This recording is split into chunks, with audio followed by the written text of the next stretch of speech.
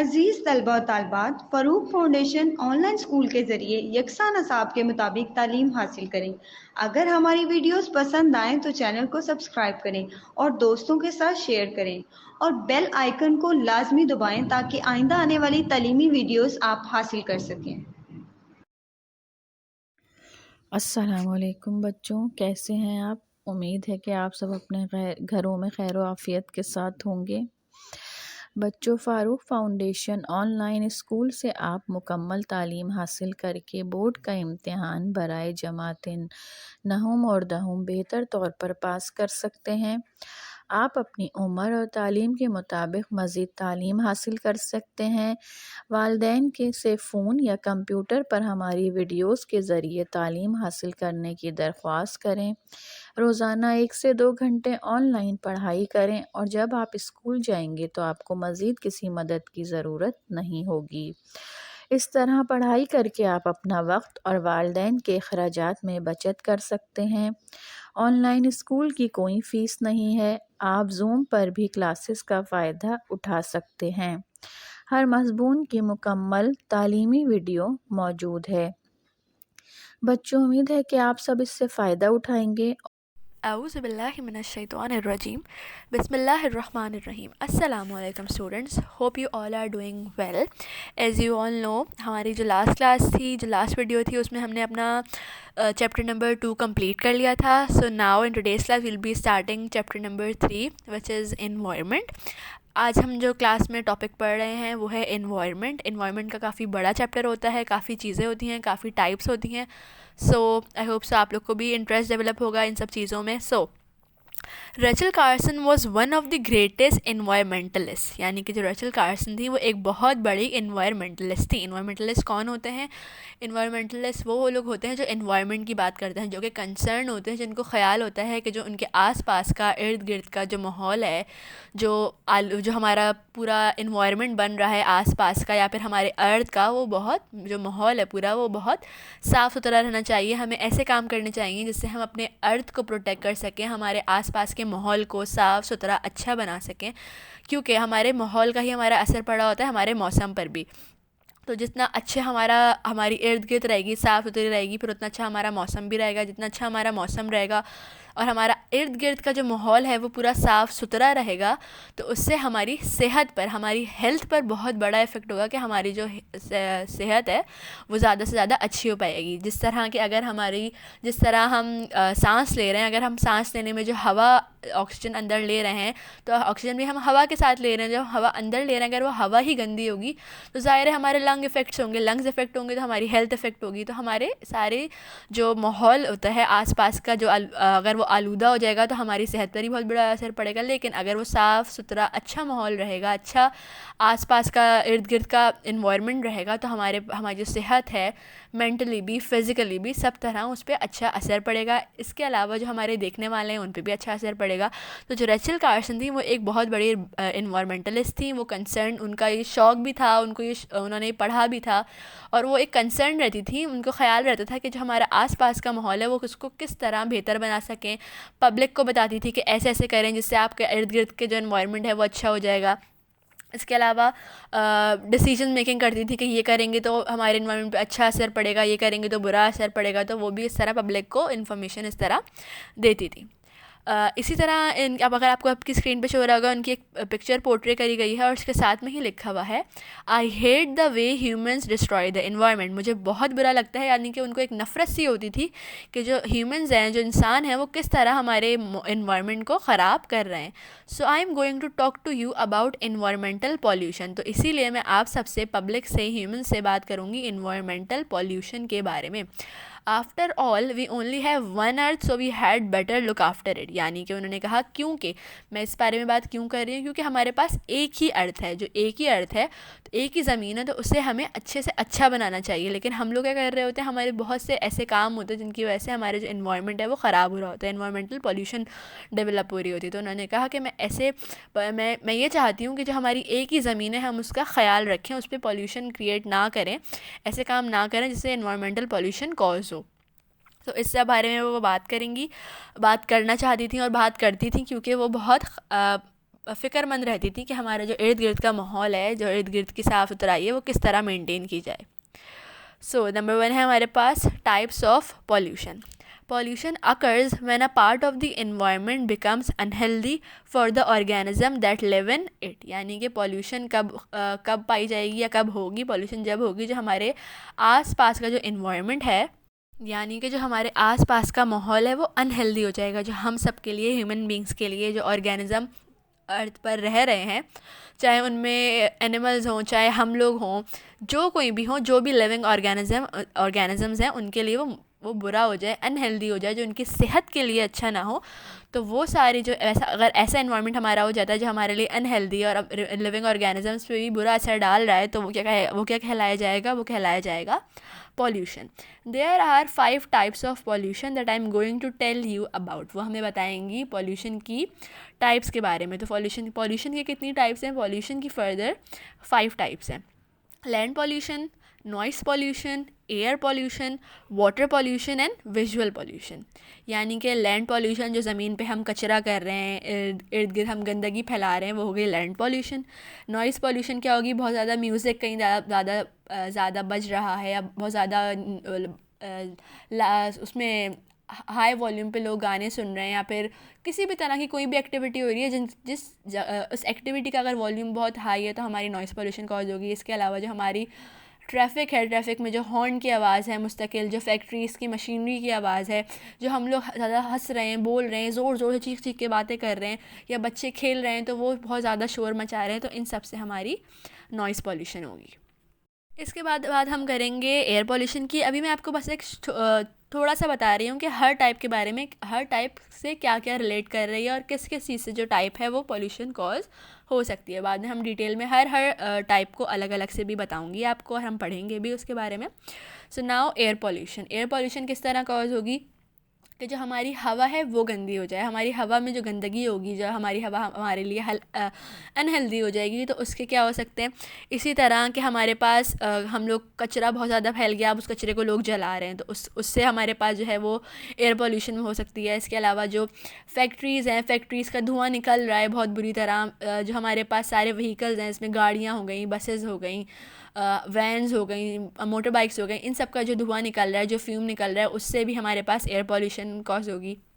इसके अलावा जो कुकिंग हो रही है घर में या इसी तरह, उससे हमारे पास बहुत ज़्यादा धुआं निकल रहा है, तो वो भी सारा हवा में जा रहा है, तो उससे हमारे पास बहुत ज़्यादा एयर पॉल्यूशन कॉज होगी, एयर पॉल्यूशन वजह बनेगी। इस तरह हमारी हवा है वो क्या हो जाएगी? हमारे लिए हेल्दी नहीं रहेगी, अनहेल्दी हो जाएगी। अब इसके बाद हमारे पास वाटर पॉल्यूशन है। सो स्टूडेंट्स, के बाद हमारे पास है नेक्स्ट वाटर पॉल्यूशन किस तरह का हो सकती है? जो हमारे पास सेवरेज की लाइन्स हैं, इसके अलावा हमारे बहुत ज़्यादा कचरा है जो रिवर्स में, लेक्स में डंप कर रहे हैं हम लोग जाके, जो हमारे घर की सेवरेज की लाइन्स हैं, गटर की जो सारी लाइन्स होती हैं वो जाकर रिवर्स में बह रही हैं।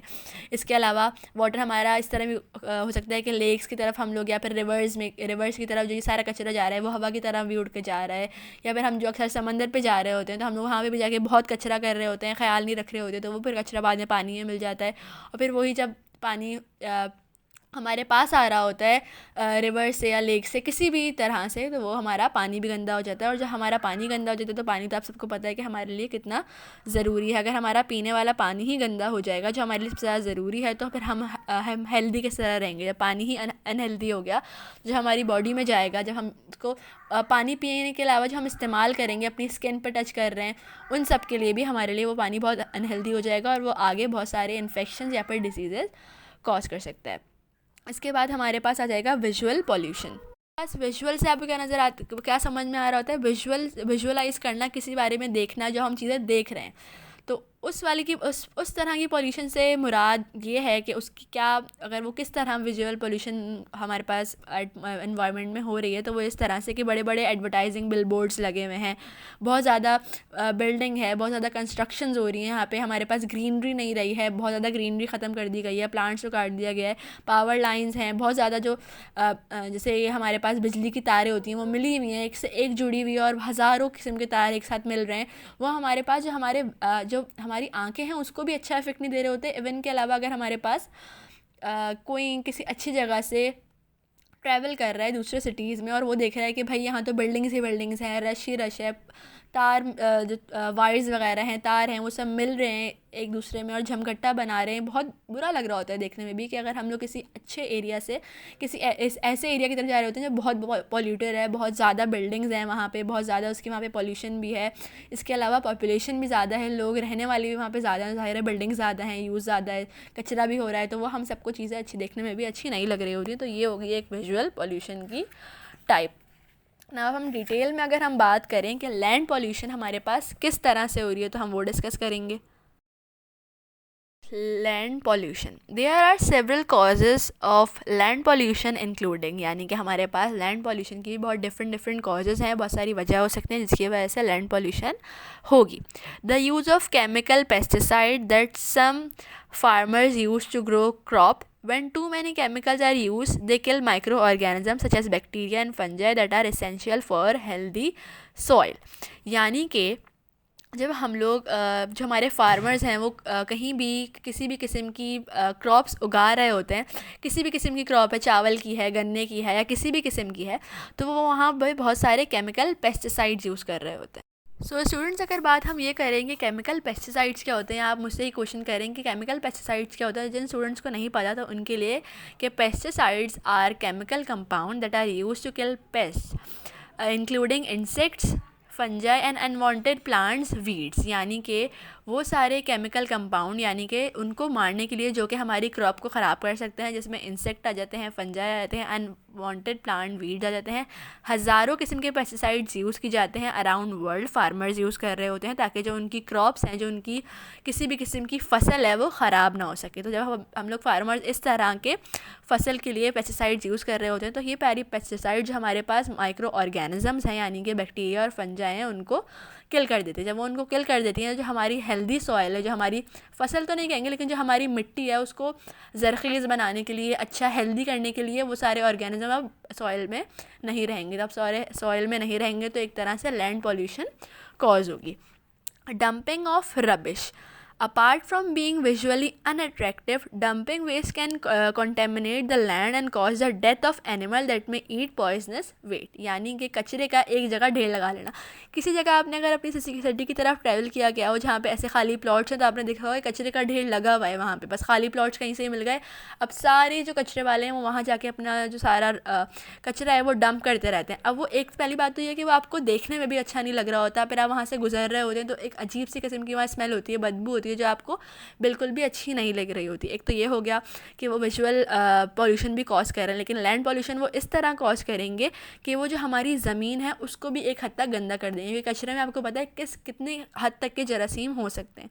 जब उसमें इतने ज़्यादा जरासीम होंगे तो हमारी एक तो ज़मीन गंदी हो गई कि उसमें वो लोग भरे जा रहे हैं। उसके बाद जो सारी बदबू एयर में फैल रही है, तो एयर पॉल्यूशन तो एक अलग तरह से हुई, हम लोग को देखने में भी वो अच्छा नहीं लग रहा, बहुत ही अनअट्रैक्टिव सा एक माहौल बन गया है वहाँ का, तो वो एक विजुअल पॉल्यूशन भी हो गई।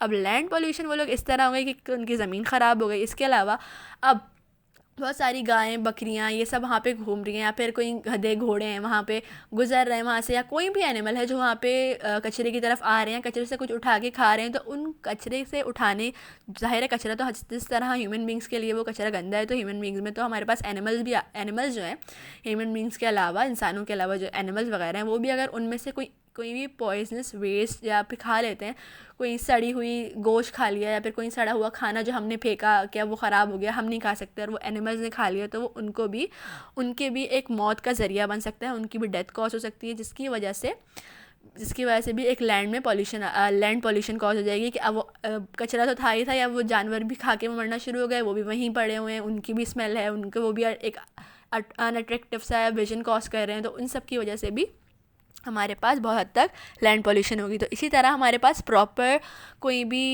निज़ाम नहीं है कि हमारे पास जो इतना कचरा है उसको डंप किया जाए। क्योंकि पॉपुलेशन इतनी ज़्यादा है, जितनी ज़्यादा पॉपुलेशन होगी, जितनी ज़्यादा लोग होंगे, जितनी ज़्यादा आवाम होगी, उतना ही ज़ाहिर है कचरा भी होगा, और कचरे को डंप करने का कोई इनके पास प्रॉपर सिस्टम नहीं है। जब वो प्रॉपर सिस्टम नहीं है तो बस लोग किसी भी जगह कचरे वाले ही होते हैं, तो वो ढेर लगाते रहते हैं प्लॉट में। अब जो प्लॉट में ढेर लगता रहा कि अब एनिमल्स को तो नहीं पता उनके लिए क्या चीज़ बुरी है, क्या चीज़ नहीं, जैसे ह्यूमन बींग्स को पता, हमें इंसानों को पता होता है, उनको तो नहीं पता, तो उनके लिए तो ये अलग सी बात है, वो तो आके खा लेंगे भाई, उन्हें भूख लगी, उन्होंने कुछ भी नीचे से देखा और खा लिया, तो वो उनके लिए भी ख़तरनाक है, लैंड के लिए तो ख़तरनाक है ही, हमारी एयर के लिए भी ख़तरनाक है, इसके अलावा हमारे देखने के लिए भी अच्छी नहीं है कि भाई ये सब कितना कचरा लगा हुआ है हर जगह। इसके बाद हमारे पास नेक्स्ट है the closing down of factories using chemicals and other dangerous and poisonous substances. The land is an almost impossible to use for any other purpose. So student next है the closing down of factories using chemicals and other dangerous and poisonous substances, यानी कि जो factories हमारे पास chemical use कर रही होती हैं, poisons use कर रही होती हैं, जो कि बहुत ज़्यादा ही पॉइजनस होते हैं। पॉइजन चीज़ें हमारे लिए भी अच्छी नहीं है, डेंजरस भी हो गए। The land is then almost impossible to use for any other substances. अब अगर बात की जाए कि फैक्ट्रीज़ किस तरह लैंड पॉल्यूशन कॉज कर रही हैं या सॉइल पॉल्यूशन कॉज कर रही हैं, तो इसमें लिखा हुआ है कि even the earth soil can become polluted, यानी कि जो अर्थ की मिट्टी है, जो ज़मीन है, जो सरफेस है बहुत ज़्यादा, उसमें हम लोग प्लांट्स उगा रहे होते हैं, क्रॉप्स उगा रहे होते हैं, उसको भी हम पॉल्यूटेड कर सकते हैं। Mainly due to industrial wastage being thrown into landfills, यानी कि जो इंडस्ट्रीज़ में हमारे पास काम हो रहा है, जो प्रोसेसेस हो रहे हैं, उसमें जो केमिकल्स यूज़ कर रहे हैं, बाद में जो उनका वेस्ट मटीरियल है वो हम लोग ऐसे ही उठाकर डंप कर दें ज़मीनों में। These chemicals and toxic materials can destroy the fertility of the soil, यानी कि ये जो केमिकल हैं या टॉक्सिक मटीरियल्स हैं वो डिस्ट्रॉय कर देंगे, वो एक तरह तबाह कर देंगे फर्टिलिटी ऑफ सॉइल को, यानी कि फ़र्दर उसमें अब वो इतनी फर्टाइल नहीं रहेगी, उसमें फर्दर कोई क्रॉप्स ग्रो नहीं हो सकती, प्लांट्स ग्रो नहीं हो सकते, वो एक तरह से बंजर हो जाएगी पूरी। Decrease the productivity of crops even led to the contamination of food that we may eventually consume। इसके अलावा क्या कर देंगे, वो प्रोडक्टिविटी डिक्रीज़ कर देंगे क्रॉप्स की, क्रॉप्स जो है हमारी फसल उगना कम हो जाएगी।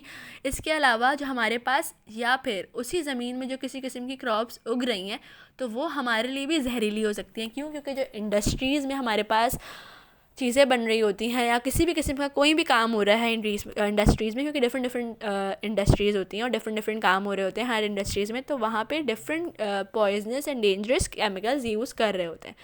जब वहाँ का वेस्ट मटीरियल, या ज़ाहिर है वेस्ट मटीरियल तो हर काम के बाद ही होता है, क्योंकि हर फैक्ट्रीज से, इंडस्ट्री से भी तो वेस्ट मटीरियल वो लोग बाहर फेंकेंगे, तो अब वो ज़मीनों पर, जो आम ज़मीनों पर फेंक रहे हैं, वो भी किसी तरह किसी प्लॉट में या कहीं पर डंप कर रहे हैं उसको, या फिर किसी भी जगह पे, तो हमारी जो सॉइल है, जो हमारी मिट्टी है, जहाँ पे हम लोग क्रॉप्स ग्रो करते हैं, प्लांट ग्रो करते हैं, वो एक तरह से बहुत ही ख़राब हो जाएगी। तो अब हम उस पर अगर क्रॉप्स उगा रहे हैं वो तो उसका तो रेट कम होगा ही होगा, लेकिन अगर जो क्रॉप्स उग रही हैं वो हमारे लिए भी खाने के लिए जहरीली हो गई हैं। क्यों? क्योंकि उस मिट्टी ने वो एब्जॉर्ब करे हैं वो पॉइजनस केमिकल वेस्ट जो कि इंडस्ट्री डंप कर रही है। तो इसी तरह हमारे लिए एक तो हमने उसको, जो हमारी ज़मीन है उसको बंजर कर दिया, उसको इस काबिल ही नहीं रखा हमने कि वो फर्दर हमें क्रॉप्स प्रोवाइड कर सके, प्लांट्स प्रोवाइड कर सके। इसके अलावा अब जो उससे क्रॉप्स उग रही हैं और हम खा रहे हैं, वो क्रॉप्स ही हमारे लिए एक तरह से बहुत बुरी हो गई हैं, जहरीली हो गई हैं, तो वो भी हमारे लिए खाना एक तरह से ठीक बिल्कुल भी नहीं होगा। सो ये था हमारा सारा लैंड पॉल्यूशन। इसके बाद हम डिस्कस करेंगे noise pollution. So now noise pollution. Noise pollution is unwanted noise or sound that disturb the environment. Noise pollution वो सब unwanted noise है या फिर आवाज़ें हैं, वो शोर है जो कि डिस्टर्ब करेगा हमारे environment को, जो हमारे इर्द गिर्द के माहौल को। It can be produced by heavy traffic on the roads। ये किस तरह प्रोड्यूस हो सकता है heavy traffic on the road से? हम लोग, एक तो हमें पता है कि भाई जितनी ज़्यादा पॉपुलेशन बढ़ती जा रही है उतनी ही ज़्यादा हमारे पास व्हीकल्स बढ़ते जा रहे हैं। जब व्हीकल्स बढ़ते जा रहे हैं तो ट्रैफिक बढ़ता जा रहा है। ट्रैफिक में एक तो हमारे पास हॉर्न पे हॉर्न बजा रहे हैं, ज़्यादा रश है, एक को साइड में करने के लिए दूसरे को साइड में करने के लिए, वो लोग बहुत ज़्यादा हैवी ट्रैफिक की वजह से बहुत ज़्यादा नॉइज़ पॉल्यूशन कॉज हो रही होती है। नेक्स्ट है हमारे पास एरोप्लेन्स में कभी भी आपने अपने बहुत करीब से छत से या किसी भी जगह से जहाज़ गुजरता हुआ देखा हो या बहुत नीचे से जहाज़ गुजरा हो कभी, तो आपने नोट किया होगा कि कितनी तेज़ आवाज़ होती है कि वो काफ़ी आगे भी चला जाए लेकिन उसकी जो आवाज़ होती है वो बहुत ज़्यादा शदीद होती है, बहुत ज़्यादा तेज़ होती है। तो इससे भी हमारे पास नॉइज़ पॉल्यूशन होगी। Now industrial machinery such as construction equipment.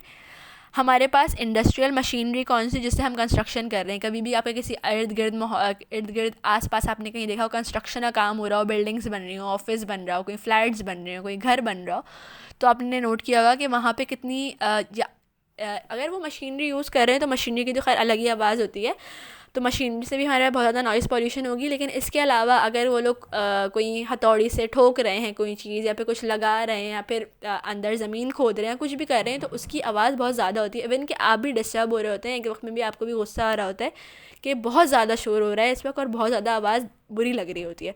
तो इसी तरह वो आवाज़ें हमारे इन्वायरमेंट के लिए, इर्द गिर्द के माहौल के लिए भी बहुत ज़्यादा बुरी हैं। इन मैनी अदर वेज, इसके अलावा भी बहुत सारे डिफरेंट वेज हैं। For humans noise pollution can cause hearing loss, stress, lack of sleep and high blood pressure.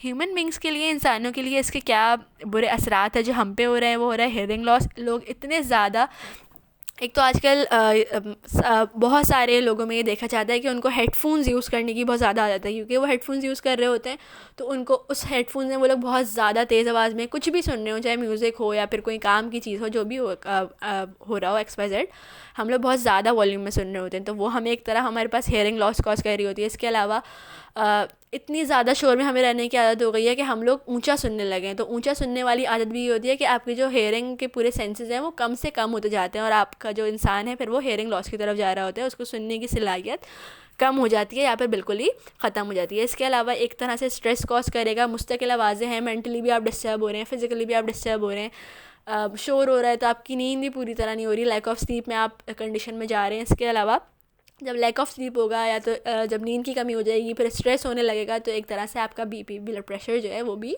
बढ़ जाएगा। तो ये सारे ह्यूमन बींग्स पे, इंसानों पर उसके बुरे असरात हैं। For wild life noise pollution can interfere with the navigation system of the animals and depend on sound to travel such as bats। यानी कि इसके अलावा जो वाइल्ड लाइफ है, जो जानवरों की ज़िंदगी है, उस पर हमारे पास नॉइज़ पोल्यूशन जो है एक बहुत बुरी तरह असर कर सकता है, क्योंकि वो इंटरफेयर करेगा उनके navigation system of pollution can interfere with navigation system of animal that depends on sound to travel। यानी कि जो कहा जाता है कि ये साइंस की बात है कि जो एनिमल्स होते हैं वो यूज़ कर रहे होते हैं आवाज़ों से वो नेविगेट कर रहे होते हैं, अपना आगे का रास्ता ढूंढ रहे होते हैं या उन्हें किस तरफ जाना होता है, लाइक हमारे मैप्स की तरह। तो उनके उस सिस्टम को, जो उनका जो नेविगेशन सिस्टम ऑफ एनिमल्स है, उनको भी वो बहुत बुरी तरह अफेक्ट करेगा, क्योंकि शोर इतना हो जाएगा कि उनको सुनाई देने में ही मुश्किल हो रही है, या फिर उनका जो सिस्टम है वो पूरी तरह डिस्टर्ब हो जाएगा, तो उनको ट्रैवल करने में मुश्किल हो जाएगी। और इसकी सबसे बड़ी एग्जाम्पल है bats. In extreme cases it can cause animal death. बहुत ज़्यादा अगर ये एक्सट्रीम केसेस पे जाके हमारे पास नॉइज़ पोल्यूशन हो रही है, तो हमारे पास एक तरह से डेथ भी कॉज कर सकती है, वाइल्ड लाइफ में भी और इवन ह्यूमन बींग्स में इस तरह से बहुत ज़्यादा स्ट्रेस है, नींद पूरी होनी रही है, इंसान चिड़चिड़ा भी हो रहा है, BP भी हाई हो रहा है। इवन आप ह्यूमन बीइंग भी तो एक इंसान तो हम है ही ना किसी वक्त पे तो आप थक ही जाएंगे उससे, और फिर मोस्टली एक्सट्रीम केसेस में इंसान की डेथ भी हो सकती है, इवन के एनिमल्स की भी डेथ हो सकती है। तो दोनों में ये एक हमारे पास बुरा असर है जो नॉइज़ पोल्यूशन हमारे ऊपर कर रही है, कि हम लोग को बहुत ज़्यादा स्ट्रेस में वो स्ट्रेस डेवलप कर रही है, जिसकी वजह से ह्यूमन और एनिमल की डेथ भी कॉज हो सकती है। क्योंकि अक्सर आपने सुना होगा जब हमारे घर में बड़े बूढ़े होते हैं तो हम लोग यही सब हमारे बड़े भी यही कह रहे होते हैं, शोर कम से कम करें, बड़े हैं, कोई बीमार है तो शोर कम करो, घर में कोई बीमार है या आसपास में कोई बीमार है तो हम लोग काफ़ी एहतियात कर रहे होते हैं। तो उनके लिए तो वो बुराई है, तो ज़ाहिर है वो लोग भी कब तक कोई चीज़ बर्दाश्त करेंगे, तो इसीलिए उनके भी जो हेल्थ है उसे बहुत बुरा असर नॉइज़ पोल्यूशन की वजह से होता है। तो नॉइज़ पोल्यूशन इस तरह ही बुरी है। इसके अलावा अगर आप कभी आप में से कोई इंडस्ट्रियल साइट्स पे रह रहा हो, इंडस्ट्रीज़ के आसपास जो घर होते हैं वहाँ पे मुस्तकिल इवन जब तक कि इंडस्ट्री वो बंद नहीं हो जाती, वो काम रुक नहीं जाता, और कुछ इंडस्ट्रीज़ होती हैं कि वहाँ नाइट शिफ्ट भी होती है, डे शिफ्ट भी होती है, तो वहाँ पे बहुत ज़्यादा मुस्तकिल मशीनरी का काम होता है। तो वहाँ के रहने वालों में भी स्ट्रेस लेवल बहुत ज़्यादा होता है, क्योंकि उनकी नींद पूरी नहीं होती मुस्तकिल वो नॉइज़ पोल्यूशन में इतना रहते हैं, BP उनका बड़ा रहता है। तो ये नॉइज़ पोल्यूशन बहुत ज़्यादा इंडस्ट्रीज़ की जो आवाज़, इंडस्ट्रियल जो मशीनरी की आवाज़ है वो बहुत ज़्यादा बुरी होती है और बहुत ज़्यादा बुरी भी लग रही होती है। सबसे ज़्यादा इसका हमारे पास ये है कि नॉइज़ पोल्यूशन सबसे ज़्यादा इंडस्ट्रीज़ की मशीनरी कॉज कर रही होती हैं। सो स्टूडेंट्स, यही थी हमारी आज की 2 टाइप्स। सबसे पहले हमने टाइप्स ऑफ पॉल्यूशन बताई जो आपको फिंगर टिप्स पे याद होनी चाहिए। 5 टाइप्स हैं: land pollution, noise pollution, air pollution, water pollution and visual pollution. Land pollution क्या है, हमारी ज़मीन अच्छी नहीं रहेगी। नॉइज़ पॉल्यूशन हमारी जो इर्द गिर्द की आवाज़ों से हमारे शोर से नॉइज़ पोल्यूशन कॉज होगी। एयर पॉल्यूशन जो फ्यूम्स वगैरह है, जो ट्रैफिक जो हमारे व्हीकल्स हैं उनसे धुआं निकल रहा है कुकिंग में या फिर इंडस्ट्रीज़ में, फैक्ट्रीज़ में, उससे। वाटर पॉल्यूशन हमारी क्या होगी, जो सेवरेज डंप हो रहा है, सेवरेज लाइन्स है, जो सारी गटर की लाइन है वो किसी रिवर या लेक में जाके डंप हो रही हैं, तो उससे हमारे जो पानी है हमारा पीने वाला पानी भी ख़राब हो जाएगा। विजुअल पोल्यूशन, जो बिल्डिंग्स हैं, वायर्स हैं, बिलबोर्ड्स हैं, वो हमारे विजुअल पोल्यूशन कॉज करेंगी। इसके बाद हमने लैंड पोल्यूशन की बात की, नॉइज़ पोल्यूशन की बात की। अगर आप रीड भी करेंगे और फ़र्दर अपनी रिसर्च की आदत बनाएं कि कोई भी चीज़ आप समझें तो उसको और उसमें कुछ सर्च करें कि और ज़्यादा से ज़्यादा क्या नॉलेज मिल सकती है हमें। तो लैंड पोल्यूशन और नॉइस पोल्यूशन बहुत इजी टॉपिक था। आई होप से आप लोग को समझ आ गया होगा। नेक्स्ट क्लास में हम इंशाल्लाह नेक्स्ट 2 to 3-4 टॉपिक्स डिस्कस करेंगे। Air pollution, indoor air pollution, outdoor air pollution. So next class में मिलते हैं। Till then take care. अल्लाह हाफिज़।